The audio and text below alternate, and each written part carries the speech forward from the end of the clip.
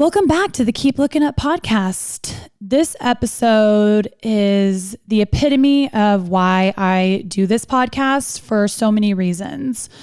First off, being this is a very different situation that I get to speak with people that my dad either worked with or influenced. A lot of people don't have the luxury of being able to do that and continue to learn even after their loved one is passed, because my dad was so influential to so many people, and I keep getting little nuggets that he would teach them that they share with me.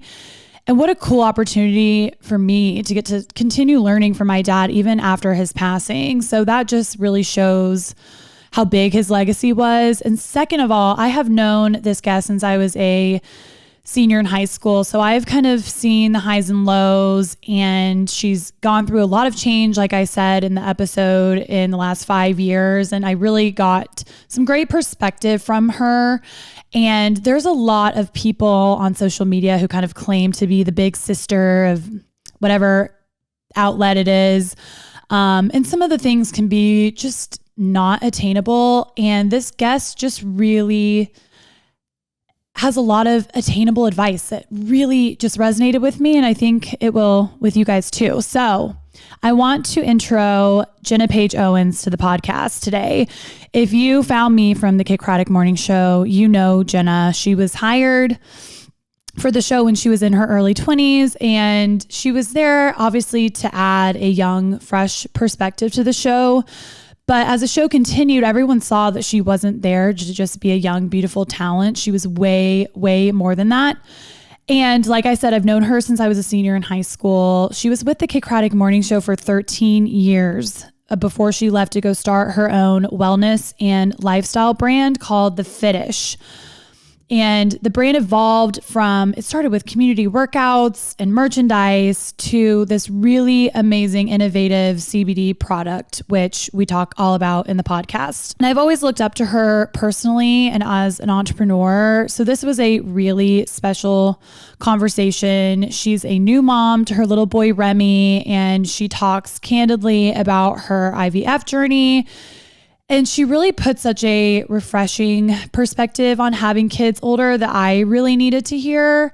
So if you're in that season of your life, really listen up. You were going to feel so refreshed after listening to this. And I know you guys are going to absolutely love this episode because I learned so much, and I know you will too. So without further ado, welcome Jenna Owens to the Keep Looking Up podcast.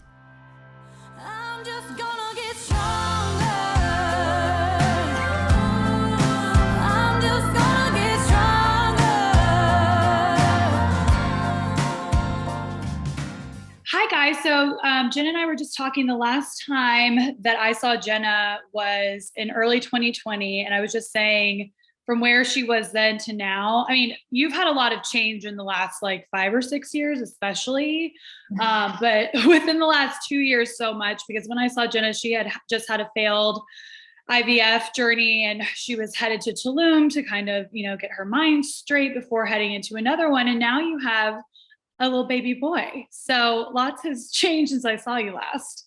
I know, I do. I have a baby, which is a huge life change. But I mean, simultaneously when that was going on, I, had left a career to have another career. So now I feel like that's happening again right now pretty quickly. And I don't think I quite processed, when you leave a job to do something else, you don't realize like how much of your identity totally is really tied up in that, and that adjustment's pretty hard. And then having a baby, I mean, anyone that's had a child before, nothing can prepare you for it. He's 8 months old right now, and I still don't think I have it figured out. I don't think we ever do, I feel like. But how did you adjust? Just a little background too. I've known Jenna since I was in college, and I think maybe even high school. Is that right? I think we didn't meet. I came over in 2013. Okay, so I was just out of college. I lied. It was 2008. I am lying. Yeah, because I was a senior in high school then, because I knew you all throughout college. Yeah, that would make sense. Yeah, sorry. Maybe it was. You're about 4 years older than me, right? So you graduated and then went straight to the show. Is that right? Caroline, I'm so much more than 4 years older than Are you. you? How old are you? Do you know how old I am now? No. I'm 32. Okay, I'm 38. So Okay, so I'm you're not not so that much much older. older than me. I know I will always be like the baby to you, but I'm 30 freaking two now. Maybe that is why I felt that you were younger. Well, yeah, because when you're a senior in high school and I'm out of college, it Yeah, feels that's a lot different. You know, older. it's a big Yeah. jump. But no, yeah, so I started on the radio show. So yeah, so I worked with your dad for years and then stayed and was there for, a while. I guess 13 years I did on the morning show. That's a And long time. it is a long time. I couldn't really believe it actually when I kept going, oh yeah, I've been here like 5 years. You say that you're like Yeah. 5 years, then you turn around and you go, okay. It's interesting though, because I had known that I wanted to do something else for a while. I think there was a shift there for me. Obviously, I'm sure you feel that and are aware of that there. And you and I have talked openly about that. There was a shift there for me when your dad passed away, of course. And I didn't Yeah. really want to stay, to be quite honest. I didn't want to stay just because that is terrible. Like it was a Yeah. terrible feeling for me. And just personally, professionally, it was, as for you, I mean, it doesn't even compare, to what you were going through, but on a professional level, it was like really hard to wake up and go to work every day with that absence. I can't even imagine. I mean, I know I was there. It impacted me in a different way, but I worked on the show too a couple of years after, and still Yeah. like the void I think that y'all felt, and it puts even more pressure on you guys to have to step up when the person that was the glue is gone. And I that's why I totally understood when you needed to leave, because it just wasn't resonating with you anymore. And it was just a totally different show. Yeah, he was just such a wonderful mentor and friend and all of those things. And so that was hard to adjust, but we came through it for a while. But regardless, deep down, I always kind of wanted to see how I could pivot and do something else, another creative outlet, something that was fulfilling for me, and not getting up at 4 a.m. anymore, because that's brutal. And so yeah, so then I started kind of exploring other opportunity. But I'll tell you, and I don't know if you know this, I think we had spoken about this, but that plan personally was in the works for a really long time. I think a lot of people ask me like, well, how do you like start a job when you have another job, or how do you start something? And slowly and somewhat methodically, somewhat randomly, just planning, seeing where it goes, just trying to put no pressure on it, because there is so much pressure on a day-to-day job, that Right. I just said, I need a creative outlet. I'm going to start a side hustle. I'm going to see where it goes. I need it for some personal fulfillment. And then it was doing like, okay, like not really profitable, as most businesses aren't, and so I kind of just kept grinding away at it. So I kept telling myself I was on a 2-year plan. No one at the show knew this, but I would just say to my close friends, I'm on a 2-year plan, because I feel like if you put a goal of 2 years, maybe tangibly you can like reach it with some hard work. And truthfully, I wasn't ready at the end of the 2 years. 1 year into my 2-year plan, I was like, this is probably not going to happen. So let's not be disappointed by it. So I said, I'm on a 2-year plan. I kept saying I was on a 2-year plan. And the 2-year plan was about 3.5 years. And then I was ready. Then I was ready to go and kind of take the leap. That's crazy. So what did you do for my listeners that want to have some sort of a side hustle that they can eventually leave their full-time gig for? How did you start that? And what did that look like? And how did you time manage having this job also where you're up at 4 a.m., you're done with work around noon, but then you're prepping for the next day? Like there's so much more that goes into it than people realize. How did you like carve out the time to work on that kind of stuff? It's really hard. And what I say to people is, it's like what I say to my partner when I'm mad at him. We all make time for the things we want to do. Yeah. It's easier said than done, especially now that I've had a child. I think that presents a lot of other moral kind of dilemmas and challenges and financial strain. However, at the time, I was tired, but I mean, I was very tired. Yeah. I don't know how else to put it. It's like, when you don't want to work out, and I haven't been working out lately. We make time for the things we really want to do. If you have a goal that's very important to you, if you are feeling unfulfilled and you are unhappy, I always say, sit on an idea for a while, right? Sit on an idea. You have to kind of match up your financial situation. If you are able to carve out a couple of hours a night when you're done at work, if you're able to not take a lunch break, have a working lunch and work on something for that hour, if you're in an office job or if you're working remotely, it's kind of ideal because you're able to kind of I hate to say like cheat. I don't want you to like cheat an employer, but you're kind of able to divvy up a little bit of time during your workday to focus on something. So I would just set some of those small goals that are tangible, because you're going to build confidence when you're able to achieve them. I think sometimes people set these goals too high. Like, I want to start a thriving business overnight. It didn't work that way for me. And I had a decent platform to begin with. I slowly thought about what in this space is missing. And I think some people may not know that what I started is not where I ended up, and I actually, I've gotten that advice from older, wiser people before. They're like, sometimes you just have to start something because it could open up doors. You could meet new people by trying a new experience, starting something new. And then you're constantly living in it. Caroline, I think that's what a lot of people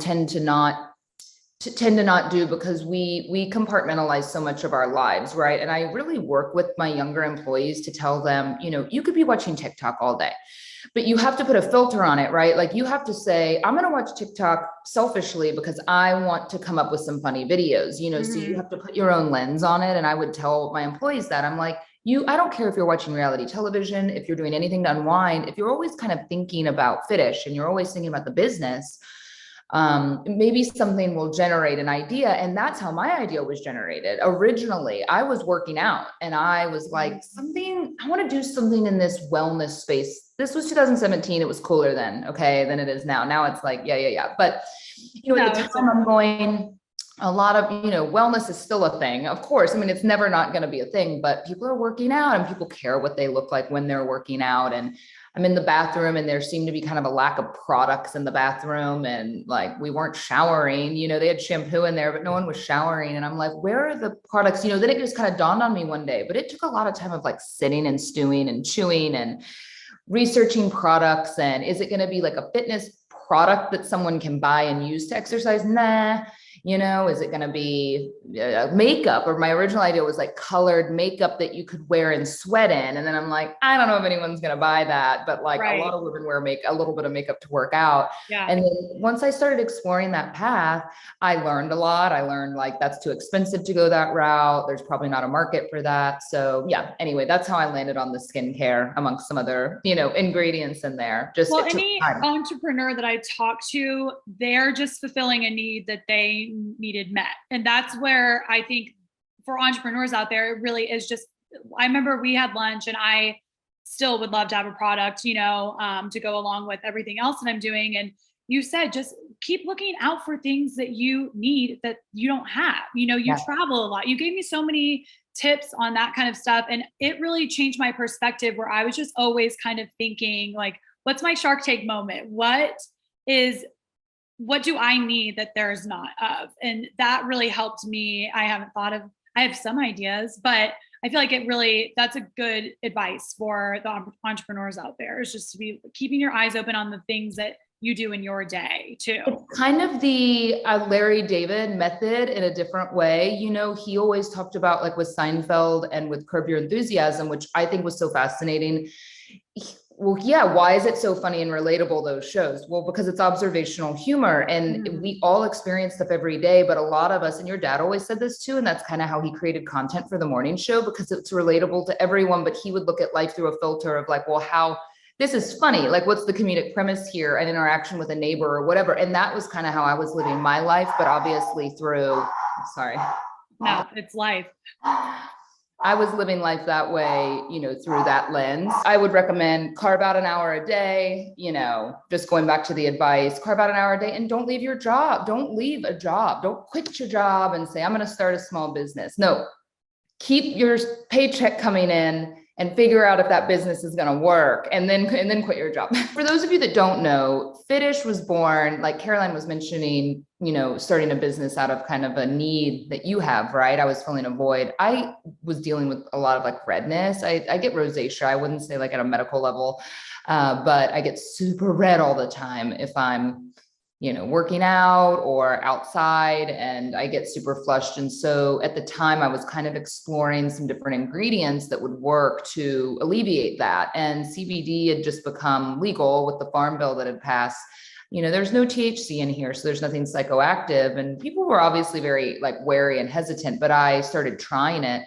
And it was pretty amazing because CBD, if you don't know, I mean, it's a part of the cannabis plant, but it's an incredible anti-inflammatory. And so what's so fascinating about it, it's like, just imagine aloe and how we use aloe in that capacity for sunburns and rashes and things like that, right? It's been used for like, gosh, I don't know, more than thousands of years. And CBD is exactly this way. And so, but times 100. So it's just a more powerful anti-inflammatory. So this is what we use in all of our products. It works fabulously. And much to my surprise, it was working on conditions that I wasn't dealing with myself, from the eczema and psoriasis and acne and things that I honestly have a hard time pronouncing because I'm not a dermatologist, but that was really amazing to kind of see the community that had, been supporting my journey and following me and buying it to just kind of out of blind loyalty. Oh yeah, Jenna's doing it. I'm going to try it. This might work. This is good. And then they're like, Jenna, look,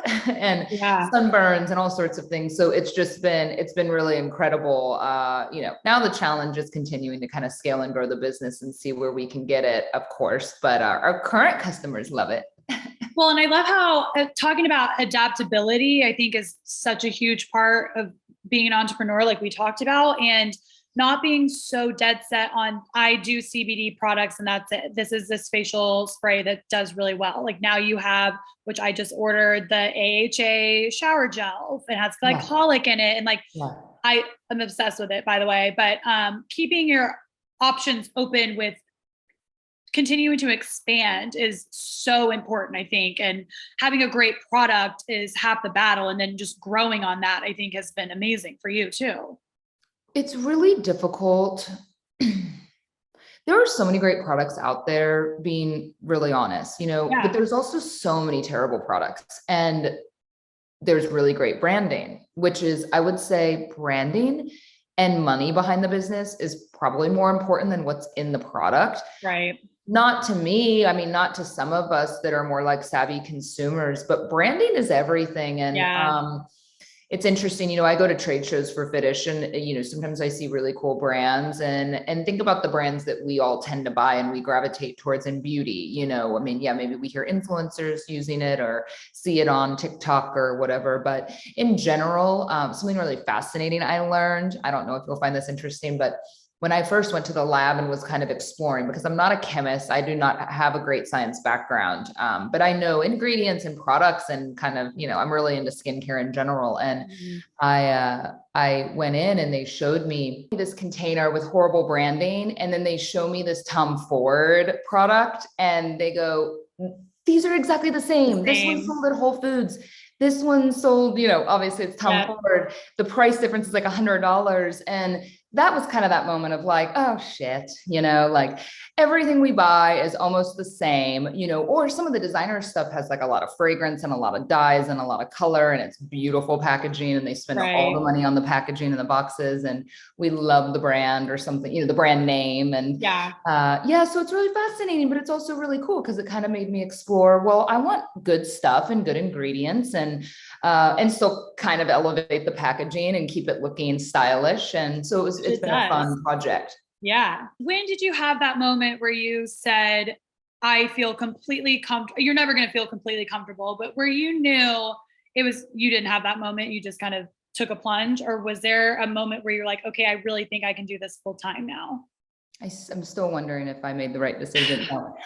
Being an entrepreneur is really scary. And I think, I wasn't quite prepared for that. I was riding a wave of still having income that I was not touching any little bit of profit that Fitish was making for 2 years, and I would say I had a couple of moments of that, a couple of testimonials from women, if you're not familiar and you're listening to this about my products, I created this, like Caroline was saying, out of a selfish need for some post-workout redness just redness in general I was dealing with. And so this product kind of spiraled into realizing that this CBD and anti-inflammatory properties, they were working on people's eczema and psoriasis and other conditions, radiation burns from a woman getting breast cancer. She wrote me and it was pretty stunning. So that those personal moments were like, wow, there's something to this. I need to really be all in and believe in it. And then obviously just some strict financials, just being at a place where I felt that I had paid off some other investors. And that was that, I was like, okay, I'm not in any debt and I'm in an okay place where the company's generating a little bit of profit. So then I felt, and I truthfully had saved some money, right. I saved a decent amount of money. And for like the first time in my life, and then I kind of felt like, okay, if this fails, I have like 6 months to find another job. So that's when I did it. But I'll say I never felt 100%. I was waiting on that. I was so desperately waiting on that because I like clarity in life.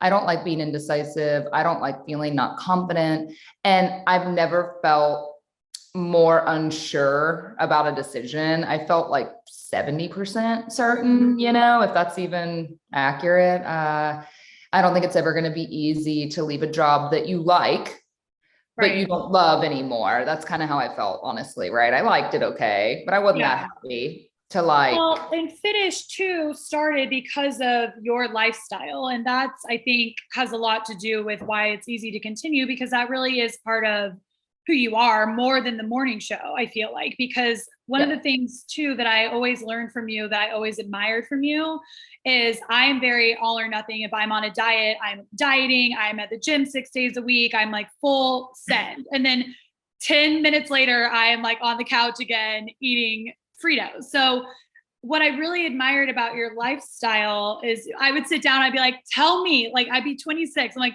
freaking tell me how you do it. And that you don't freak out about doing it either. You always had a very healthy mindset about your lifestyle. To me, I have not exercised in like over a month. Let's just be honest. I'm the most ish I've ever been. And genetically, I'm obviously a little bit lucky there, and just have so much other stuff going on right now. But I don't know what to attribute that to. I've always been pretty comfortable with my own skin. I've always been that kind of ish. That sort of, I say I'm ish, I'm ish about working out. I'm ish about food. I'm ish about all of those things, right? Yeah. I eat healthy sometimes. I eat unhealthy sometimes. I'm not that critical. Age has helped a lot with that, as I'm sure you've noticed getting into your 30s. Now that I'm approaching 40, I'm really comfortable for the most part. I mean, we're all a little bit insecure, but I'm comfortable for the most part with like the superficial stuff and, how I look and who I am. But it's more that balance. I think that balance is what's so hard to achieve for everyone. But I created a sense of balance in my life simply because these expectations that we have of each other and of ourselves are just not attainable. And then you're setting yourself up to be really disappointed. And I mean, I'm not perfect. I'm still working on that in terms of expectations and balance in a relationship and in friendships, because I find that that's really hard. As you get older too, I probably expect too much out of friends or out of people, and then you're left kind of disappointed. But when it comes to like things I can control, my effort, my work ethic and things like that, I just, I always look for the positive in that, again, an hour of making effort to start a new business or to go to the gym or to do anything, or 30 minutes is better than nothing. Starting small is it doesn't have to be all or nothing. Nothing about my business, creating my business was all or nothing. So I don't know. It's just, in my opinion, it can sound kind of half-assed, and I don't want it to come across that way. It doesn't. It comes off balanced. And that's what I've always been jealous of, because I lack balance in my life. It's the thing I crave the most. And you're a Taurus too, like me. So we love balance. We don't like change. We like things to be kind of consistent. So I've always admired, mine is probably my ADHD too, and being like, a lot, but I've always admired your mindset. Do you have any tips for people like me that want to have more balance in their lives besides that, like starting small mentality? I think that we all want to do too much, right? I think we all want to do too much. And I've noticed that I've been thrown off quite a bit with my former balance, having a baby, even right now. I have a lot of distraction. I just moved into a house. I haven't finished unpacking. I haven't decorated. I am staring at a messy kitchen as I sit here talking to you. I can hear my baby crying, and luckily I have a little bit of coverage right now. Like, it's been really hard for me. I think balance is a constant, right? I don't think you just achieve it and it's finished. Right. I think that you have to learn to work with your life. And I'm going to bring up Fran. Fran is my fiance and baby daddy. He's super ADD, and it's hard for me as a non-ADD person to watch because he comes back into this house 10 times. Like he leaves the house and comes back 10 times because he forgets, right? Right. He forgets everything all the time. And I get being forgetful, but he also has a million things going on at once, work projects and things like that. And, my criticism of that is usually like, you need to focus a little more on like one thing at a time when you are ADD, because it's so easy to just like go do this and then forget what you're doing right now, even for me. And so I really think you have to work hard at kind of compartmentalizing your life a little better, and I told him like, why aren't you just writing down notes? Like notes for yourself. I don't know. I don't have the trick to curing, other than medicinally, maybe anyone's ADHD, but I've just found you have to devote and cut off time. You have to keep yourself on more of a schedule, even when you're not a scheduled person, like even right now, you're going to devote 45 minutes or an hour to this.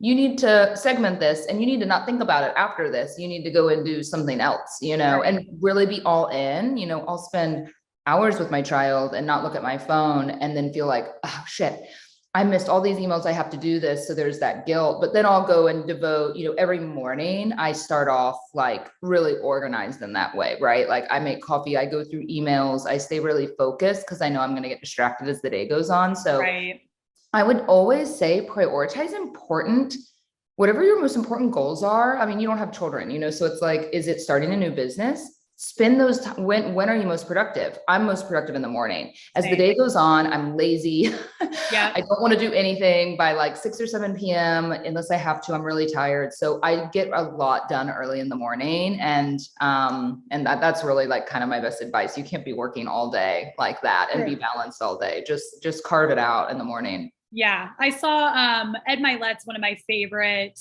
like influential people that I follow. And he says that if you segment your day into 4 sections where you think of it like morning, early afternoon, night, that way, if you're successful in one section, then you're not going to feel like you have to get the rest of the day absolutely perfect because your morning was good. Or if your morning was bad, not writing off the whole day as a failure because you still have 3 other opportunities to succeed the rest of the day. So that's helped my mindset a little bit.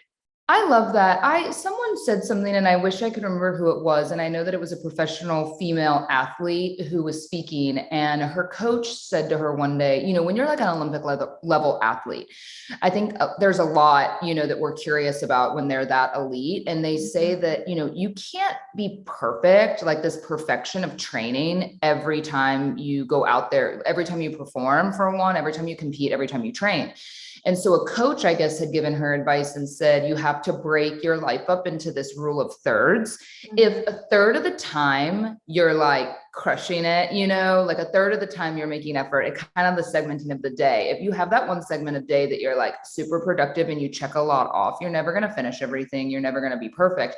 Then if it's 50%, you know what I mean? And you're only like working at half, it's kind of that whole idea of like, it all evens out and you can feel good about just accomplishing something in a portion of your day. Cause trust me, I'm not nearly as productive as I used to be. I used to be 100 miles an hour, and having a child is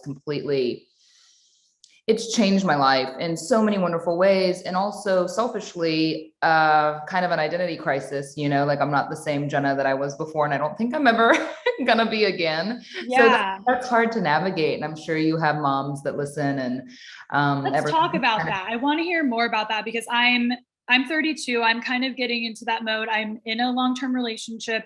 Finally, that's going well. I just saw that, by the way. Congratulations. God, thank you. It's an accomplishment. It really is to find someone who you like enough to keep around, who likes you and has the same in-game morals, and all that is so challenging. I've seen you go through all of it too. And I want to talk more about like your past in relationships too, and your mindset, because I know for me in my 30s, and I have a lot of listeners that are in the same boat, it can be really discouraging to feel like you're getting older and you're not keeping up with the people who are in your circles or whatever. How did you manage that too? It's almost impossible to not be discouraged. I'm not going to sit here and say this was easy because I dealt with my fair share of heartbreak and disappointment. I mean, I traveled for a date one time and got stood at. Oh my God. This is the kind of BS that happens. through these dating apps and other, so I guess if the question is, how do you not get discouraged? I don't know, because I got discouraged. So do you know what I did is instead of focusing on, I knew at some juncture I wasn't the problem, right? And I thought I'm just attracting, well, maybe I am, because I was attracting like douches, but then I was also allowing them into my life. So my tips for this would be, you have to edit more quickly. I always say it's like editing friends. Like, I think when we're younger, we have drama. We give other people too many chances to hurt us. And I edit and I'm kind of done. Same with dating. I got to a place that if I went on a date with someone and gave them a chance and we just didn't click, or it was just weird, or I saw a red flag, absolutely not. I'm not going to go, oh, he's cute, or, oh, he has money, or, oh, no, it didn't matter. You waste so much time in your 20s and early 30s. Stop wasting time. Like, that's what you got to do in your 30s. Don't waste time doing anything anymore that you don't want to do. I became a no person. No, I'm not going to this event. I'm not doing this. I don't have time. I need time for myself. Then once I got myself to kind of a good place, I would still date occasionally. I'd be disappointed. There's really no way around that. I think trying to keep your expectations low is easier said than done. But if you start living your life selfishly in a way that you are, maybe you need to change gears. Caroline's moved to a couple of new cities, right? But, I always say move. If you have the ability to move and you need to change the scenery, it can do wonders for you because it gets you out there. But for me, what worked for me ultimately, I think that's more interesting than like the other BS, right? I told myself that, I was really going to focus on this business because I had started it, right? I was really going to focus on, kind of experiences, but everything I did would be business related. And I don't know if you know this about me, Caroline, maybe you do, but like, I am such a homebody.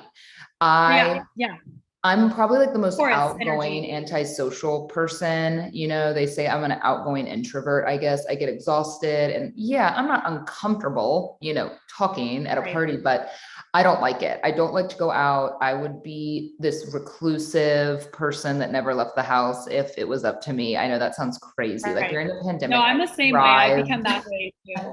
Yeah. Now my partner's the opposite. He's like a party animal, but anyway, so I told myself the one way I was going to get out is I was going to change grocery stores. I was going to change the studio and the gyms I was doing. I was going to then take any business meeting that popped up or anything related for my business. I was going to ask to meet them at like a nice restaurant or bar or something like that. Something classy, but something where I could be, meeting with a man, not a man that I was interested in, but like for work, at least put myself in an environment where there were other like professionals. So I would do lunch meetings usually instead of like dinner. And I would go places where I felt like businessmen might go. And that was kind of working, I was in these new environments and I was dressed for business and it was nice. It was kind of like a confidence booster. And that's ultimately how I met Fran. I mean, I was at a place that I used to go all the time, but I went for a happy hour to meet someone that I was working with for a drink, and he was late and like very late to this meeting. And then I met Fran because I was alone. Yeah. I also say, don't go out in packs of girls and expect a guy to like pick you up, and I think that changes as we get older, but you can't be rolling like 15 deep with girls and like expect you're going to meet the love of your life. I actually can't take credit for even saying this because this was advice given to me by older women in my life. I've heard that continuously too. Yeah. They say, Jenna, you tend to give especially if you're like a confident woman and you're dressed nicely, like you give off a leave me alone vibe, like I don't need you. And I definitely am super independent. I was an only child. And so I don't need you. I don't need anyone. I was like, and people would say that. I'm like, but I don't need a man. I want a good compliment in my life, But that approach wasn't always working for me, especially kind of living in the South and not being from here and not having a traditional mentality. I wasn't like in a hurry to get married or have children. And I want to work and I want to be like a 50-50 contributor to a relationship or more. And so that I struggled with that because I think some men say they want that. And I quickly learned like, no, they don't. Like, they don't want some like boss bitch. Oh, yeah. Yeah. They don't. And so I just kind of had to take a different approach, and have better body language, all these little things that I didn't think about, don't sit. I hate sitting at the bar. I feel like a hooker, I Yeah, hate alone sitting especially. Yeah. alone at a Yeah. bar, at a hotel or something. You look like, I don't want someone to come up and be like, how much. Right, And so I right. had all these like things in my head, but I quickly learned that, it's just kind of in conversation. Yeah, you're going to get hit on by people you have no interest in, but at the same time, Sure. you're practicing, it's like practicing anything else. You have to kind of practice when you're dating. It's like a muscle, and have better body language, and don't sit in the back booth by yourself in a corner. No one's going to come over and talk to you there. And so Right. you just have to be open to it in every way. Well, it takes the right kind of guy that's going to be attracted to you. And I think that's a lot of the battle, is just coming to terms with like, it's not me, it's the wrong guy that's not going to be interested in a strong woman like you or me. And so I think just like coming to terms with that and being very realistic of how you present is important too, because and stop trying to make a guy fit that doesn't fit, because clearly, and I like, tried that for so long, Caroline, yeah, that. I mean, I had such a bad relationship, and I don't, and I'm so glad I'm where I am now, but something really that's been hard, and I know it's not just romantic, and I think a lot of women that I speak to these days feel this sentiment that it's just relationships in general, right? Like, sure, if you're single, you get antsy, you want to settle down, you're in your 30s, you're like, kids, family, I need all these years in between. And yeah, but I think female friendships are equally as hard. We don't put quite as much pressure on them sometimes, but I went to therapy some years ago because I had lost like a close female friend kind of out of the blue. Like, she literally just kind of like ghosted. Like, it was the strangest thing. And we were really close. And there was no catalyst to this. And then sort of on and off relationship ended. And so, I was having a hard time, and I went to therapy, and I'm like, what am I doing? Like, why? right. What happened? Am I like squeezing too tight? What am I doing? And the therapist said to me that, and this doesn't apply to everyone, but she said, when you are a strong personality, and you are confident, and you have a job, and you have stuff going on in your life, and you're happy with yourself, a few things happen. You're going to attract you can attract good people, but you're also going to attract a lot of like super insecure people, because they want that energy. They want to be around you. They find that exciting. They're like, ooh, she's confident. She's, comfortable in her own skin. Like, I want that, So you're going to attract relationships, sexual relationships, intimate relationships, and friendships, right, that are this way. And then at some juncture, they're gonna look at that and go, well, wait, it's not rubbing off. And then they're gonna actually feel worse, right? They're gonna feel worse. Like, no, being around someone confident doesn't make me feel good.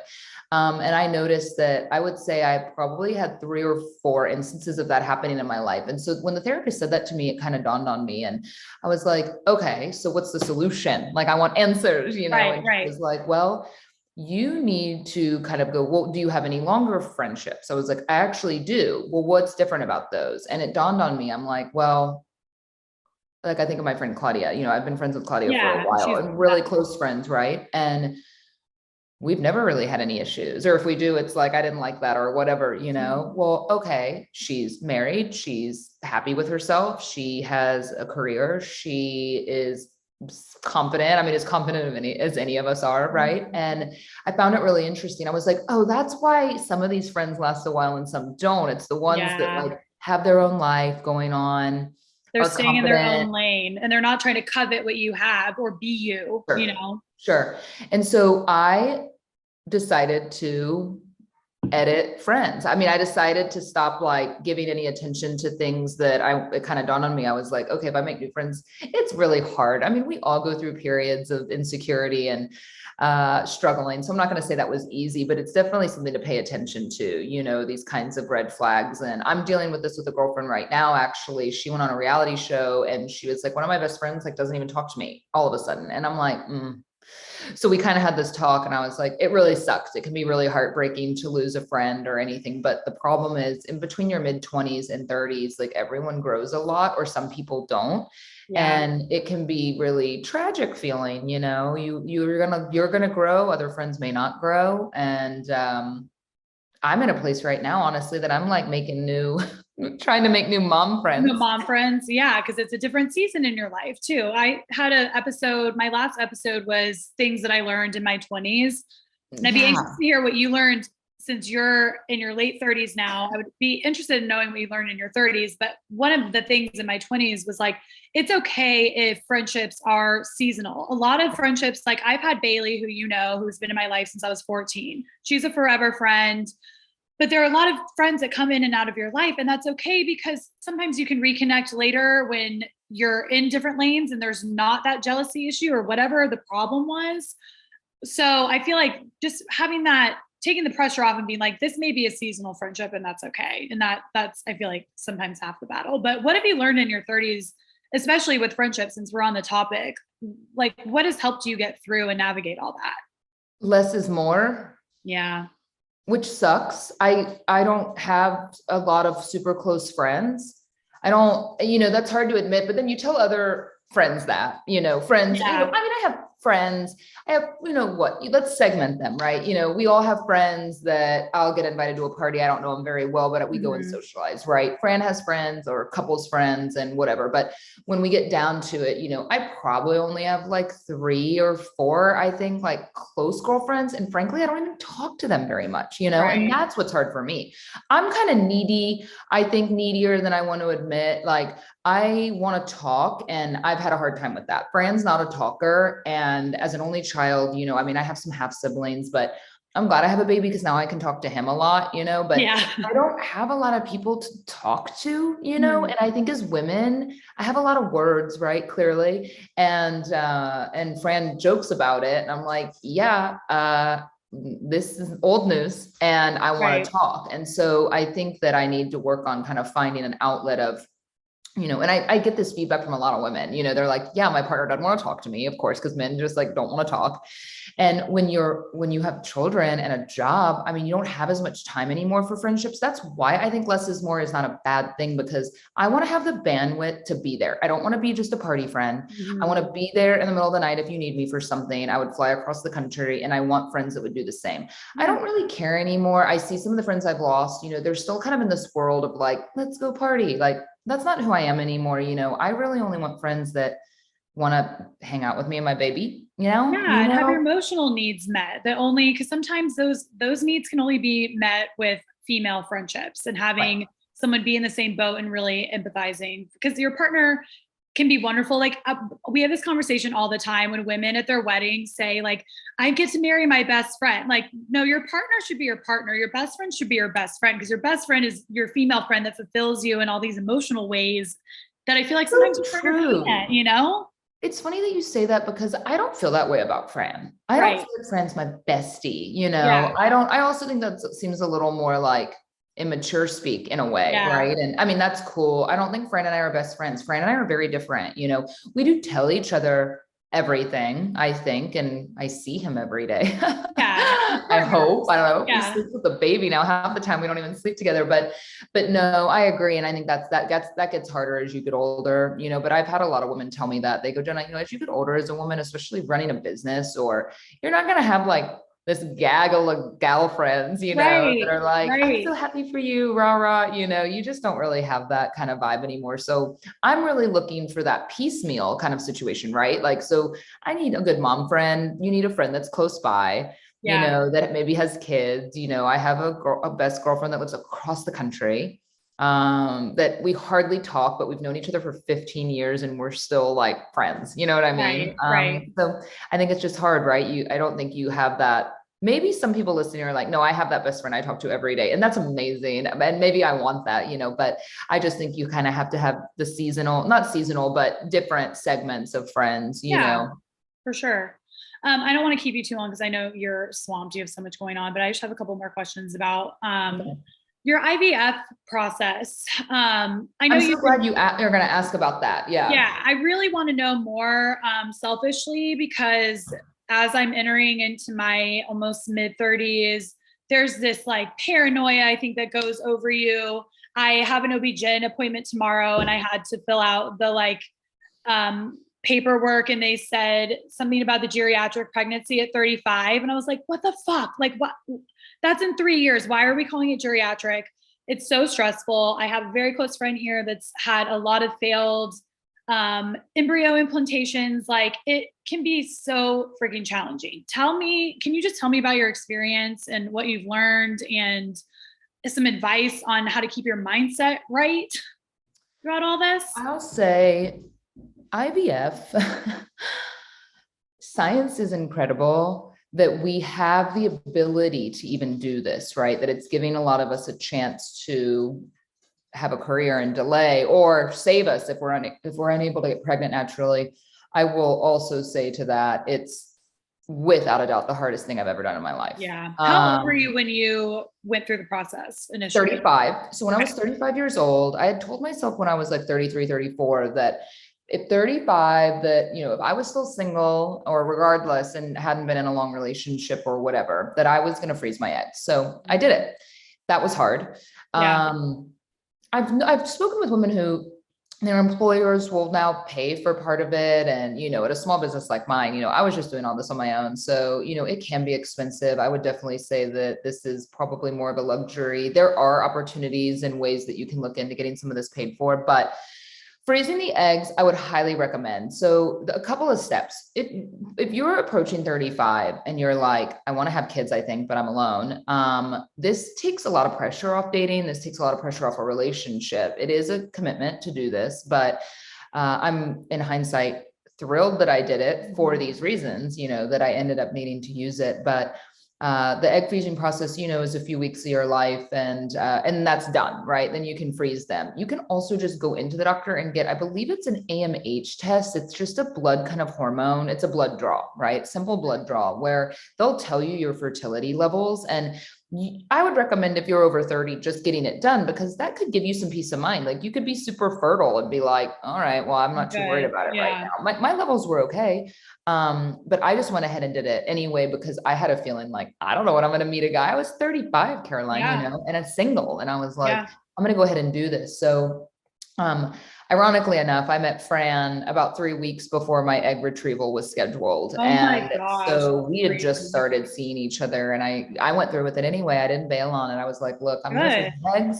I'm not making embryos with you. You know, we kind of laughed about it. I was like, I don't know if we were going to stay together. And I think Fran would say the same thing. It gave us like, there was no pressure on the relationship because you can't help but have pressure when you're 35 and you start dating a guy. You may think, you know, that first year is like great usually, right? So, oh yeah, it's so great. I'm going to get pregnant and have a baby. Well, no, I didn't want it to be that way. I wanted to wait. I mean, and have a baby when I felt like having a baby, you know, not just because of my age, but the reality is 35 is a geriatric pregnancy. I mean, you go through a lot of testing when you're pregnant after 35 that, you know, they test you very early on because your rates increase for Down syndrome. And, you know, I did a bunch of genetic testing on the embryos which is, I would highly recommend. I mean, the science of IVF is amazing because you can get things tested to rule out a lot of issues. Some people opt to not do that. But the nature of doing that is that you could get an embryo implanted that is chromosomally abnormal, which is why you would miscarry. That's usually the reason most women miscarry. That's something I learned so much about fertility. I didn't know that. Going through this. So it's been kind of nice just because I've gotten a lot of knowledge and education about how all of this works that I never would have learned if I had just naturally gotten pregnant. And so I think, you know, miscarriage is pretty devastating. However, the reason a lot of women, especially in that first trimester or beyond, are miscarrying is because something's gravely wrong with that embryo. And, you know, this would be a child that would not survive or would have some serious issues. So, you know, that's usually what's happening with a miscarriage, which it's not really, I'm not saying that to make anyone feel better because it's pretty rough to go through things, the transfers not working and miscarriages, but that is what's going on. And so I wanted to kind of rule all of that out. So we ended up it's a process, obviously you understand. And so 2 years later, thawed them, made embryos with Fran. Of course, for the guy, it could not be easier. It's literally they get to go like give a specimen in a cup in a room with pornography. And we have to go through this hell, you know, shots and all of that. And, but, you know, from friends that have done this, Caroline, they're like, Jenna, it's a few months of your life. Yeah, it feels like an eternity when you're doing it, right? Hormonally, and you gain a little bit of weight and on. But When Fran and I decided during 2020, we kind of started toying with the idea of getting pregnant. Granted, we had only been together for a couple of years. But he's just an amazing dad. I knew he'd be a great dad. Mm-hmm. And it wasn't working. And so they say when you're over 35 to try for about 6 months. I mean, actively try, like peeing on the stick. Are you fertile? That kind of thing. Right. So we started kind of trying, then like trying with intention on ovulation dates, and I wasn't getting pregnant. And then I was frustrated and stubborn. Right, sure. So we ended up making embryos and getting them tested. And for whatever reason, I wanted a girl. So I knew the sex of the embryos just because of doing the genetic testing, which is really just kind of a byproduct of testing to rule out, you're kind of ruling out cerebral palsy and I think cystic fibrosis and Down syndrome. And there's about 5 things that they're able to test for before they even implant that embryo. And so you also learn the sex. And I had 2 girls and 3 boys. And so we implanted a girl and it didn't take. And then that's when I ran into you in a salon, and that really sucked, by the way, to go through all the shots and go through that, it didn't work. And we decided just to do another one. We were like, it's about 8 weeks. It's not like you get to do another one the next day. You get on this cycle. And we decided to do another one. And I asked for another female embryo because we had 2 females to be put in. And of course, at that point, you have this 2-week wait, which is like hell on earth because you have an embryo in there. You're hoping that it attaches and that it sticks. And you just have to wait 2 weeks, which is like the longest 2 weeks of your life, of course. And they recommend like not peeing on sticks because it can be too early. And you better believe I was peeing on a stick in that second one, like every day. And it started getting like, I was seeing lines like 2 days after that transfer. It was amazing. I'm like, oh my God, it worked. So we're like telling family that we think it worked and like naming her, and we go to the doctor and they're like, hey, Jenna, you're definitely pregnant. I was like, I know, I've been peeing on sticks, I know, whatever. And they're like, can you hold on a second? Like the doctor wants to talk to you. And then it was like half an hour and he never came back. So Fran and I just left. I get a phone call from the doctor in the car that was like, hey, by the way, we wanted you to stay because we needed to talk to you about something. You wanted a male embryo, right? Fran and I were like, you'd be fucking kidding me. We were so upset. Yeah, we transferred a male. And your levels are so high, we think it might be twins. So I went from wanting to have 1 girl for about potentially having 2 there until you can go get an ultrasound to confirm the embryo at the 6-week mark. Oh my God. My blood level was so high that they thought it had split and it could only split into 2 males. And so I was going to die if I went in for a female after all that. And I was going to have twin boys, but how did that happen though? So how did you end up getting a male instead of a female? Did they just implant the wrong embryo? Okay. I'll say I liked the doctor that I went to. That was really disappointing. Of course, now that I have Remy, I mean, look, it wasn't about the boy or girl anymore. It was more about the error and being worried that it wasn't our embryo because that made my whole news of finding out finally after over a year of trying to get pregnant that I was pregnant, kind of like, wah, wah, is it ours? I mean, how do you mess up that badly? Because when you go through this process, you get so much notarized. Like you have to decide in case of, it's like a will, I mean, you get it. Getting something notarized is pretty legit. And so they call you the night before they're thawing those embryos and they're like, which one do you want thawed? And I'm like, the female. The girl, yeah. And then they call again the next time, which one? The female, right? Everyone in the office knew the other girl. I wanted to try for the other girl. And it's so funny though, Caroline, because now I could not imagine Remy's so great and being a boy mom, it doesn't matter. And, people criticize that I made that choice and whatever. And so whatever you go through IVF, you decide whatever you want to do. You know what I mean? Your body, your choice. And, it was a pretty severe medical error and they refunded us for part of it. And, but hey, it's amazing. And he's healthy and,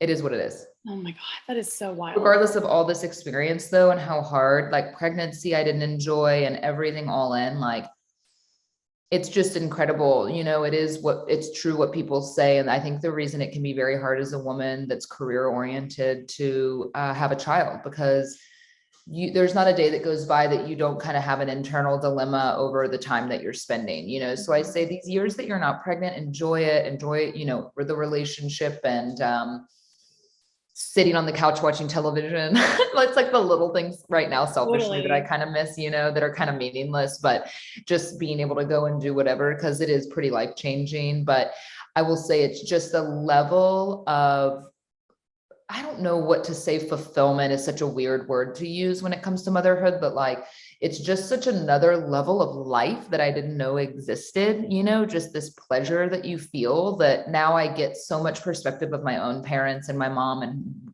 how she felt. And I thoroughly love it so much. I love it more now than when he was an infant, I'm and sure. he's I'm about 8 sure. months old now, but just truly incredible. So utilize this IVF opportunity if needed. Go at least get the blood work done.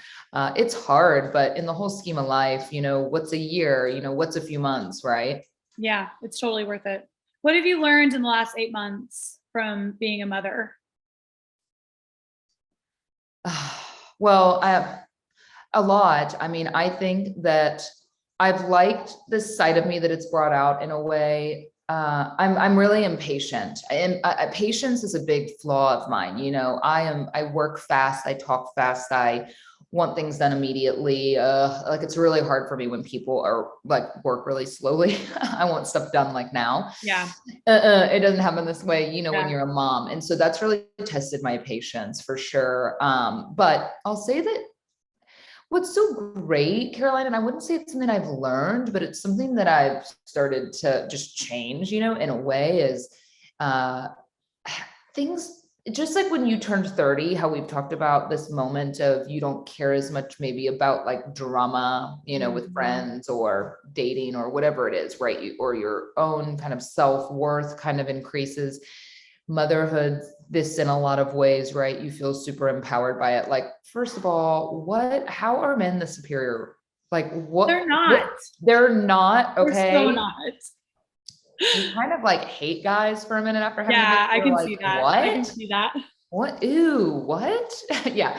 No, but I will have these moments where you just finally get lost, and I used to be envious of people that are like, oh, I haven't looked at my phone all day, because I've never really felt that way. Of course, we're all so addicted to technology or addicted to watching something. And I am so much more in the moment now by force of having a child than I ever was before. And so many other things just don't matter anymore, this rat race or the next vacation or the next, what I mean? Just so much consumption of like meaningless things that were filling me. Now it's just sitting here watching him crawling around, sticking things in his mouth. And it seems so ridiculous. But watching kind of a young life like that and how much they learn and how much little kids learn at this time period. It's just so fascinating. And it's definitely made me so chill. I never realized, I just, maybe you'd say that I was kind of chill. I never realized quite how chill I was until I watched Fran be like a neurotic parent, and he like would call the doctor every day if he could. And I'm like, he's fine. He's fine, like I almost, it's like chilled me out and even more, which has been really nice. So I won't say it's not without its major challenges. There's definitely days that I'm glad I lived my life the way that I did. I'm glad that I traveled. I'm glad I went to music festivals. I'm glad that I dated. I'm glad that I partied until I was over it, because I think having kids really young, that's something I've noticed with friends that now they're trying to get that back a little bit. And I don't feel that anymore. I'm all for this IVF. I'm all for delaying having children and getting married later, because you know who you are more, you're more comfortable. You've gotten a lot of this out of the way. Don't put the pressure on yourself to do it so quickly. You're not old at 32. I had a baby at 38. I'm going to be old mom. Okay. Let's talk about old mom. You're not though, because it's all about mentality. It's not about actual age. Like, you have such a youthful energy about you, and you are not going to be the old mom. You're just not. You're too cool. I'm tired, Caroline. I'm sure you're tired, but you don't when people are like, I'm 45, but I like feel 30. No, I feel you're 40. Like, I feel 32 sometimes, and I don't even have a kid. So I can freaking imagine. Like, no, you're lying. People that say like you feel so much younger, like, you're lying.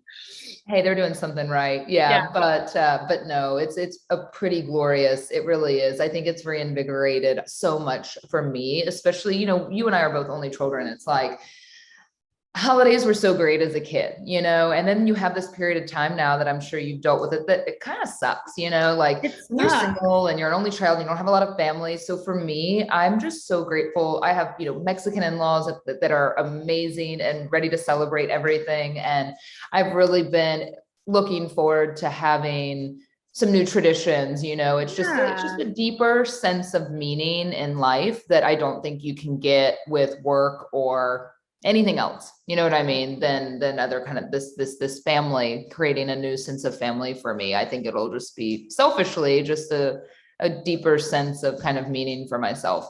Yeah, that's beautiful. We need more voices like you, because I feel like there's so many people out there that feel that way, that are too afraid to say it. And I always feel so like Bethany Frankel talks about it all the time too, like having her baby older and how beneficial it actually was that she got to live her life before, because people have midlife crisis because they're married at 20 and then they have a 30-year-old when they're 50 and they're like, what the fuck am I doing with my life now? So I feel like it's really refreshing for you to be so candid about like having actually lived the life that you wanted to live before you became a mom.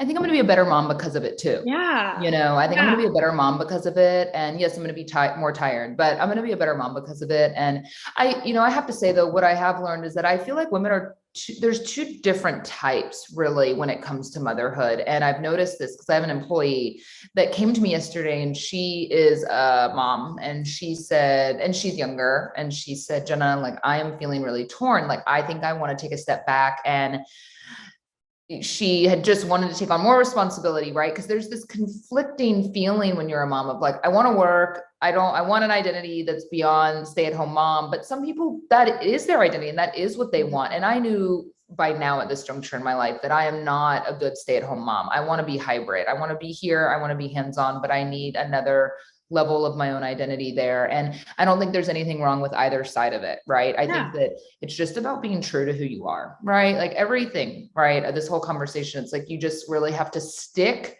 true to who you are, because you're just not going to be successful trying to be something that you're not, or some societal expectation of when you should have children. And of course, I'm biased. I say, delay it. If you're not sure, wait. If you don't want kids, don't have kids. If you think you might, do it, because it really is wonderful. But yeah, I mean, that's what science has given us, is the ability to delay this. And there's nothing wrong with that. You know, if anything, I think it's unnatural to be forced into like this pressure of having kids when you're not ready, or getting into a relationship really young. Because I will tell you this, it is very hard. Like, I thought being 38 and having a baby, I'd have life figured out. It has really tested my relationship with Fran. Granted, I said, if we break up, he's not moving out of this house. He's sleeping in the other bedroom and co-parenting, because like, this is not easy. Like, you're not getting out of this, you know? And so we joke about it, but everyone said, just kind of hold on through that first year, because it's like really difficult. Yeah. And it is that, but that's why waiting's better. Be a little more financially stable, get some of the selfishness out, figure out your relationship, because it's going to test it. Yeah. So you got plenty of time, maybe 35. No, I like hearing it. Go to the doctor, freeze those eggs if you're still not ready to have kids. You know, don't put the pressure on the relationship. That's what everyone around me is saying. So I'm glad that you're reiterating that. Okay, just a couple more questions. I'm very much into generational healing. That has been something that do you know anything about that? I don't. It's just about fixing past mistakes that your family has made, where it may be like a narcissistic grandparent that influenced your parents, that you got, you know, the third hand from. And like for me, I'm an only child. My mom was an only child. My mom never wanted just to have one, because she wanted to break that cycle a little bit.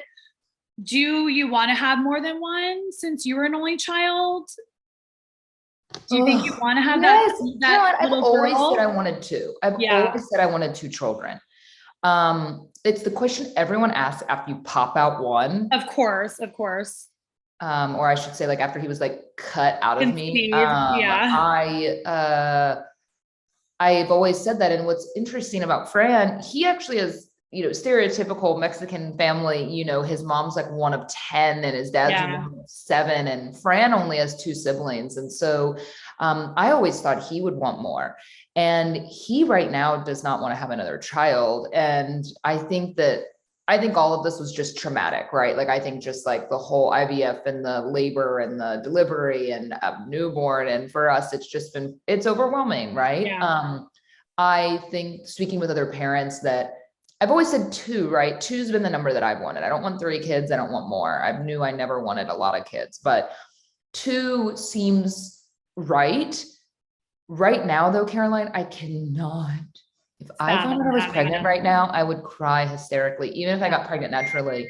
Now I would have the child, even though I'm not ready, I would have the child, and I'm using measures to hopefully not get pregnant. But I also try to consider, is it about what I want or is it what's best for Remy? Right. Do you know what I mean? It's this conversation now that I have with older parents too. It's really interesting that what goes through people's minds. I have some friends that had a 3rd child and I was like, why'd you have a 3rd like 8 years later? And they're like, well, we're kind of doing it for ourselves in a way. And for the other kids, like they're going to go off to school and then we're going to be empty nesters. And so they wanted to have another younger child. I don't know. Everyone has their reasons, but I do think, and maybe you share in this experience, when you go through trauma with your own parents, right? Your parents getting divorced like yours did, or, losing a parent younger. I bet you probably would like another sibling to carry some of that weight, right? 100%. Yep. Now I will say to that, I don't know when you're reading what you've learned, what if your other sibling is a complete fuck up? Like, you know what I mean? And that's another burden on you. Yeah. Like, people will say, Jenna, like not all siblings are amazing. You could have a sibling that's like even worse than one of your parents or even worse than, whatever. And they're of no help. And then you're also taking care of them, which my family, I have family members that have dealt with that sort of thing. So I guess you never know. Right. But yes, I mean, I think I would like one more, but I gotta wrap my head around. I gotta forget about pregnancy and having a baby. So Fran and I have an agreement that when he's 2, if we're still together and we're doing okay, we'll have a conversation about it. So hopefully I don't like surprise all y'all one day and be like, surprise. I would love to see it, but I mean, it is, you have to do what's good for you and for your family at the time, Financially, it's really hard, I'll say. I thought I was at a place that I was financially stable, and having a baby and then moving into a house and like business kind of being up and down, it's really overwhelming. And I mean, props to people that want to just like churn out kids, but like, it's a lot, it's a lot on the relationship. I watch people that have 2 little kids. I know when they get older, it's probably amazing, but I think that first 5 years is just like, you're drowning a little bit. And maybe I'm a little bit too selfish in a way, to want to give into that. I still want some semblance of an identity. And that's really hard to wrap my head around right now because it's really demanding. It's so demanding that Fran and I don't have enough bandwidth for each other. And it's easier said than done to like, oh yeah, you should do a date night every week. No, we're fortunate. We have my mom to help. We have part-time nanny. Like we have some help. We both work. We don't want to go on vacation right now without him. We don't want to do any of that. So Fran only has eyes for Remylicious. So like, I don't even exist anymore. You have to come meet him. I am dying to meet him. Logan ran into Fran at Trader Joe's or something. And he said like, you need to come meet this little yumminess. He's so freaking cute. Because this is the kind of dad that Fran is. He like takes him everywhere, which is cool. And he's like telling everyone you need to come over to the house and meet him like immediately. Fran's the type of person that, I'm aware enough of like, I never really wanted to like look at photos of other people's kids, unless they were my best friends. And, everyone thinks their child's the cutest. Like I'm realistic. Like, I don't think Remy's like the cutest child ever. Like he really cute to me, but really Fran's the type of guy, let me just tell you that he'll be at the airport. He'll be like, he'll see someone with a baby. He'll be like, do you want to see photos of my baby? It makes me cringe. I'm like, we don't even know these people. Of course, they don't want to see photos on your phone of the baby, but he's such a proud dad. I'm really lucky. He's really sweet. But you noticed that quality in him early on. And I know that's what drew you to him. And I think that evens you out too, which I think it's good to have a partner like that. So that says everything about who you are and knowing yourself enough to know that you need a guy like that in your life, It's pretty critical to really, and I'll say that's something that Fran and I aren't church going people. And he was almost a priest at one point in his life, which that's a whole nother fascinating story. Wow. On the podcast. I didn't know that. He was actually super religious and was living in Rome and was studying. I mean, he made it like 8 months into a 13-year program, but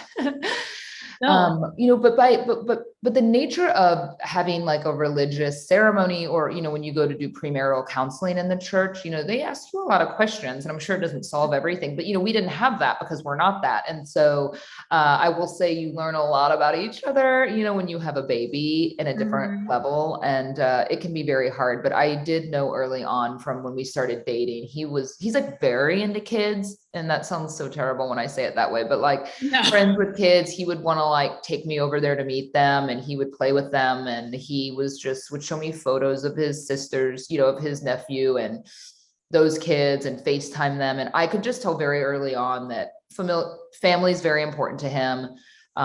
He was really looking forward to having kids, I thought. And, I knew he'd be a really good partner in that, because I knew relationships would have their ups and downs and be really hard. And it's challenging, but he's, I mean, gets up in the middle of the night, super hands-on. So I would say, you know, I knew I wasn't a mom that was going to be like, I didn't want to be 100% mom and have a partner that was like, yeah, have kids if you want, you change the diaper, you deal with it. Right. I needed some help.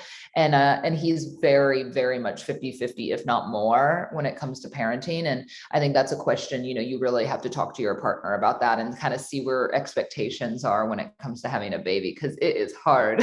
Oh, like, yeah. I've seen the things that Ben does with Ollie is how I know he's going to be a good dad. Like, he's extremely hands-on with the dog. And I feel like that's a good way to kind of see where they're going to be at, like how much responsibility, and it's a small thing, but how much responsibility are you taking for this little thing that I have to care for 24/7. And I think that's a huge, like, green flag for me on him. I'm like, okay, he loves the dog. He wants to take care of the dog. That's a good sign. Yeah. And then let me just say, you have a baby and you're like, dog who? What? I know. You would never think that you would like not care as much about a dog, which I mean, I love Wheezy, and she's still here kicking for now, but it is it's just, you're kind of like, oh, I'm sorry. Yeah. Like, oh, you exist too when you're not healthy. Yeah. Okay, my last couple questions. I do every episode, I like to hear people's playlist of their life, like a few songs that you have that are really relevant in your life that maybe you turn to when you're sad, or like if you had a movie of your life, it would be the opening credits. Like, do you have any songs like that? My gosh, if you could have given me a heads I'm up sorry. We can post on Instagram later if you want to think about it. Sure. But you know, I love music. I go through so many phases with music though, you know, so I don't know if this will be niche to your audience, or people you'll know and maybe not like it, but like a favorite of mine that I listen to quite a bit all the time. I'll say I'm in this mood all the time. Definitely if I'm not feeling great, because it's kind of more depressing music, but I love Radiohead. Radiohead for me is just like a top all the time. And I don't know if a lot of people know that, because it's definitely kind of like alternative rock. If you watch Peaky Blinders, there's a lot of Radiohead music in Peaky Blinders, but there's also so much other great Radiohead music. And so they're like a British band that was really popular in the 90s, and everyone kind of knows some of the popular songs, because I think one was in Clueless, but in general, I love Radiohead. So, you know, not even a particular song, but that's something for me that's just like it, you know? And that's pretty typical of a lot of the music I like, Caroline. Like, I really like classic rock music. I really like, a lot of that 90s kind of rock music as well. I don't listen to anything new. Yeah. I hate pop music these days. I hate the rap music these days. Fran and I, interestingly, listen to a lot of like movie soundtrack and classical music. Like, we put stuff on for Remy. And so I think a lot of people don't realize, like, it's so therapeutic to turn on, like, I'll listen to Max Richter or like Hans Zimmer and all these movie scores. We put on the orchestra version and stuff for Remy. Oh, I like that. My friend wants Remy to be smart. He like puts on classical music, but we do play classical music. We also love culturally listening to different kinds of Latin music around the house, you know, so I'm not going to sit here and be like, we listen to Bad Bunny, you know, I mean, sure, which I didn't even realize exactly how vulgar a lot of that music was till I was playing it on vacation in front of all of his family, because I thought like everyone likes that kind of music. And they're like, Jenna, they're saying like awful things. Oh no. like more vulgar, Caroline, than I don't know if you knew that either, but since I'm not fluent in Spanish, but we listen to a lot of Latin music now, Oh, I actually. like that. So I can give you some specific like artists and stuff. If you give me a second to go through Yeah, mine. no, if you could send it to me, I want to do a playlist for this episode, and I think people would really like it. Are you into, since you like Radiohead, do you like Damien Rice? Yeah, I listened to him the other day because I hadn't listened to him obviously since like the 2000s, the Yeah. early 2000s, I mean. He gets me in my feels. He's really great. Okay, my last question for you. You've been through so much change. You've been, especially in the last couple of years, and you've had a lot of things thrown at you that you've had to navigate. Since this is called the Keep Looking Up podcast, what keeps you looking up and staying positive? Oh. You're really asking hard-hitting questions, aren't you? It's so hard because I think that I hate to summarize it in some way that's just not accurate for myself, because I think that I wish I was a more positive person than I am. I think I've gone through a lot of years of my life that have been really, really challenging, as you have. And I wouldn't say that I was always looking up. I think that finding ways to build confidence in myself has been really helpful. So this could be anything from, and I still do this to this day, right? So these are little things, like we kind of, in the beginning, we talked about things that are more tangible. I tried to never set goals for myself that were like impossible, right? When these people do these like 75 hard challenges, that is amazing, but I know that I couldn't do it. Right. I don't even want to try to do it, because to try and do this twice a day, things like that for me actually tend to make me feel bad about myself, because I am setting myself up to be disappointed. So I will say, I want to learn how to do something, right? Like I'll use YouTube as a source. I will try and learn new skills, because for me, having little things that I like, a new skill set, like learning a new language, or when I started my business, I want to learn how to make email marketing newsletters. I want to learn how to use Canva, right? Like Canva, I don't know if you know Canva, like a platform to make social stories, right? I would take little projects like that, because I'm a creative, right? So creative things inspire me. So I would just do little things, right? For me, learning has been a really powerful tool to keep looking up, right? Just learning something new, learning a new skill, reading, that sort of thing. Those are little tangible things that have actually really helped me, and kind of short-term things to look forward to, because I'm not going to sit here and be like, oh, well, going to Iceland, that was life-changing. That was amazing. Like a trip, a couple of trips I've been on in my life, as I'm sure for you, have been really great for like soul searching and really wonderful. But for me, it's been more about little things, like really focusing on bettering myself in a way that isn't just like something that I can't do, like a 75 hard, just a little like committing to small challenges, I'm going to learn how to make this certain craft. And for me, it's funny now that I say it, because I was not prepared for this question, but so much about my confidence and about little things that make me happy actually come from creating. Whether it's like a funny TikTok video, right? Like I want to make funny videos, or I want to learn how to like do winged eyeliner better, or I want to learn how to cook this dessert. I love the British Bake Off, like Fran and I love that show so much. And so I'll sometimes like try and make some of those recipes, and just creating things and things that can be done that day. Do you know what I'm saying? Like projects that I can start and finish, in that moment.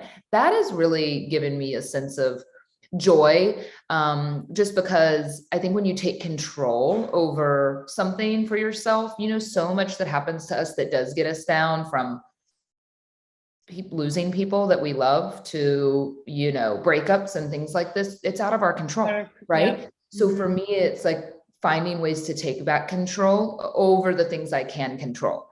So I guess summarizing it, that's kind of what it comes down to. I was trying to make it somewhat like profound, because I'm like, that's one of my favorite answers, Jenna. It's one of my favorites, because so many people can come on and be like, just flowers and sunshine. And that's not really, you're a realist when it comes to this kind of stuff. And to me, that's way more inspiring, because you're actually giving me tangible things that I can do too. And I always say too, self-confidence is made by keeping promises to yourself. That's the biggest thing. If we know that we can set out to do something small and actually do it, and you're putting it in a way that's actually maintainable and doable. And that's confidence is hard to build. You know, I think sometimes girls will be like yoga for me, right? Like, I would love to be a yogi. I am so bad at it, Caroline. Like I go in there, like I'm so inflexible. I've always been so bad at yoga. It makes me feel good if I ever do it sometimes, but I don't enjoy it because I'm not good at it. And yes, you can argue, you got to do stuff more to be good at it. Sure. But at the same time, you have to incorporate things into your life that you're already kind of good at, that you gravitate towards. Like for me, cooking, I like to bake. I'm not a good cook, but when I moved into this house and having a baby, it's kind of something I've tried to do for myself every day. Cause you're cooking more for a baby. You're like, I'm going to cook a little bit more. And when you start doing things that you actually like to do, you know, maybe it is making videos on the internet, right? I don't care. Right. Maybe you have like a kick-ass OnlyFans account, but like, maybe it's just, maybe it's not creative leaning, you know, maybe it is more about learning, or maybe it's more about writing, or whatever it is, you know, it could be anything, but it's just, if you're good at something a little bit, it's like, you need to foster that, because that builds confidence, you know, like if you're good at running, then like kind of good at it, you know, then go do it and get better at it. Because I think getting better at things makes you a more confident person, you know? Totally. But again, I have to say, I don't want people to think that stuff like that's easy, because I had years of my life that I was super depressed on and off, and like, you got to give yourself room. You know what I mean? Like if you're going through a tough spell or you're having a bad day, don't set yourself up to then just feel worse. You know what I mean about yourself? Like, well, I was supposed to write 5 pages in my journal tonight. No, phone it in that day, lay in bed, order in food, watch movies, whatever it is. You know, I gave myself a lot of room to breathe like that, you know, and grace for yourself too, which is nice. Yeah. Okay. I know I said that was the last question, but I have to take advantage of, I'm in a very unique situation where I get to have relationships with the people that my dad worked with, which is, I feel like, very rare and not something that everyone gets to experience. And I grew up with him in a family role, but I learned a lot from him in a lot of different ways. What did you learn from him that you continue to implement that I probably didn't, like in a business sense, or something that you think maybe I didn't take from him? Like, what did you take from him? I took a lot. I mean, he was so brilliant, you know, and I love that. I miss people like that, Caroline, because I think your dad was so, you know, dynamic, and that's why people loved him so much. He was wild and crazy, you know, in his own ways, obviously, but like, you know, I love the way his mind works. And I think that the reason him and I got along so well is kind of going back to that creativeness, right? And you're creative too, but I think that was something he really helped me learn, how to foster creativity in a practical sense. And I don't know if he ever taught you this, but this is something I wish he would have. We could talk about this on a whole show, because I have so many things in different facets that I learned from him, but professionally with him are the things that I think really stood out to me the most, right? Because he was like, I always will refer to him still now as like this mad scientist, right? Like he couldn't sleep at night. He was always creating, you know what I mean? Like middle of the night, he'd come into work and be like, I wrote this last night in the middle of the night. And I will say something about him though, that as wildly creative as he was, gosh, he prepared. And I love this because, and it drove me crazy when like other people on the show didn't want to prepare, because even now when I'm speaking, or let's say it's, I said this to Fran the other night, I was actually like using your dad and giving this advice and saying, if you're going to go be on a panel, or you're going to speak, or you have a work call, or any scenario where you want someone's attention, like you need to know the first 2 sentences that are going to come out of your mouth. You know, he would write it down. And of course, when you get better and better, you don't have to like write your whole speech, but he would always write when he was going to present something. And, you know, that's what makes things look effortless, right? Like he was king of like preparing to make things look effortless in life. And I just think preparation for anything that you're doing is so important. So, you know, whether I'm going to do like an Instagram live, or really with anything that I do, before I start filming a video, I always think of the first thing that's going to come out of my mouth, because you can't not, you know, like you need to give it attention. And so that's just a very heavy, like professional element that I don't know, maybe if you didn't know, I mean, you probably knew that's the kind of stuff. Because when he passed, I was 23 and I didn't have a career.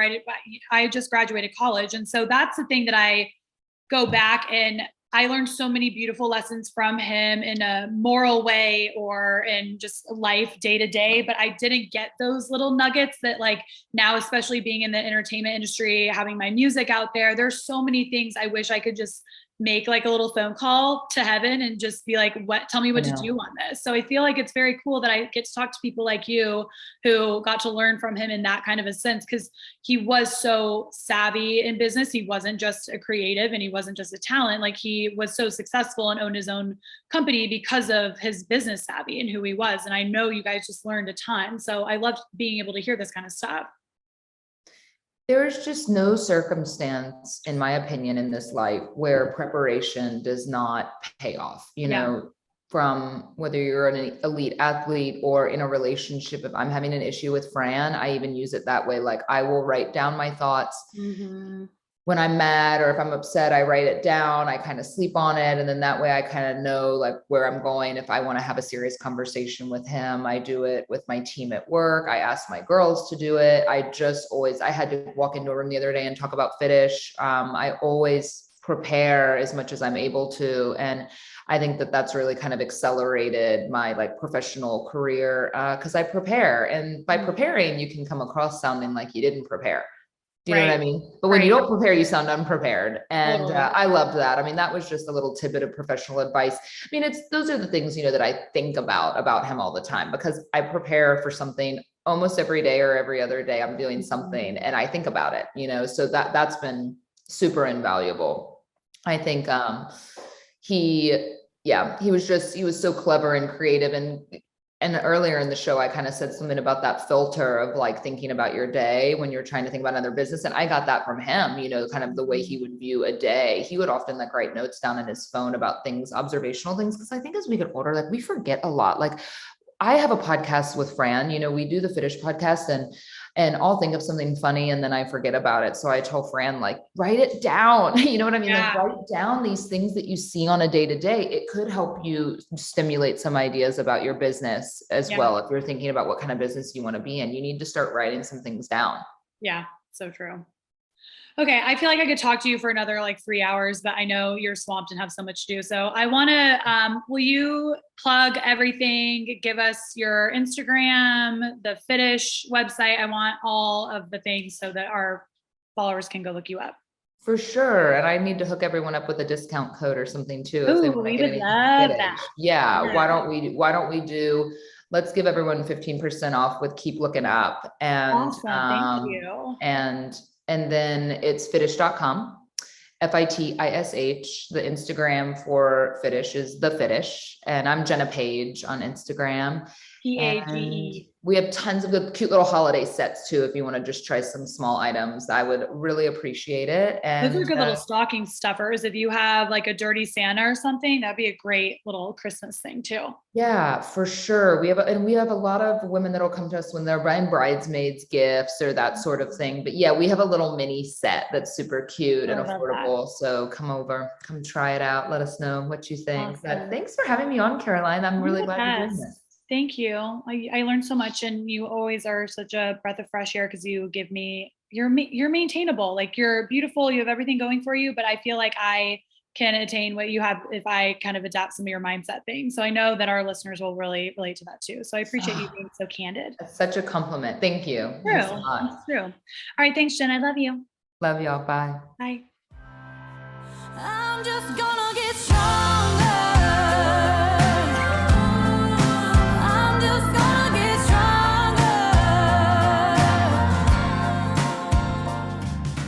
Thank you so much for listening. Be sure to subscribe and rate. Keep Looking Up anywhere you stream your podcasts. And to stay up to date on all my latest episodes, you can follow at KLU Podcast on Instagram, Twitter, and Facebook, or on my website at carolinekraddick.com.